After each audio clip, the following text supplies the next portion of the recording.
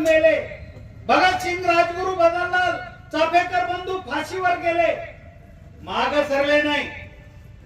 तसा आज एक प्रामाणिक चेहरा, अत्यंत अभ्यासू आणि एक कणखर माणूस अजित दादा काळे हे आपल्या आंदोलनाचे प्रमुख आहेत.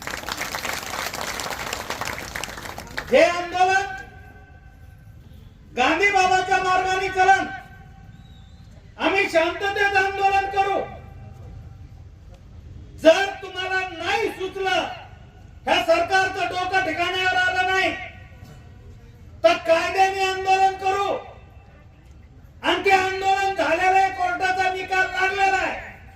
आणि ते जर तुम्हाला समजत नसेल पुढाऱ्यांनो, तर शिवाजी महाराजाचं जे आंदोलन आहे त्या पद्धतीने आंदोलन करू आणि तुम्हाला गुडघ्यावर आणल्याशिवाय सोडणार.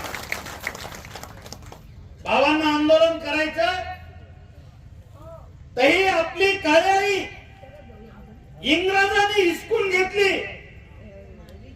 ते इंग्रज गेल्यानंतर आपलं राज्य आलं, स्वातंत्र्य मिळालं.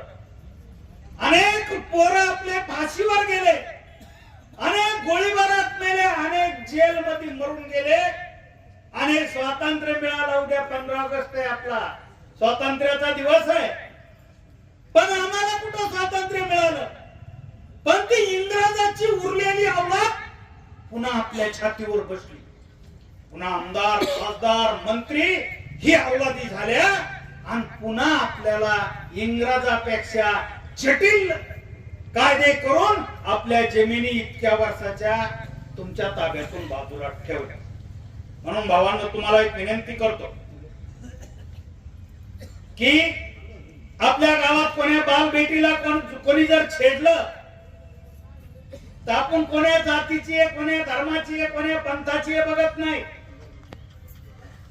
दिसन तो त्या माणसाला बडवीत असतो.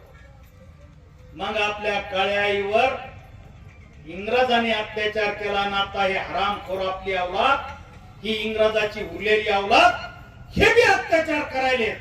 मग ह्या काळ्या आईचा अत्याचार तुम्हाला जर बाजूला करायचा असेल, विजय प्राप्त करायचा असेल, तर लढाई अटळ आहे.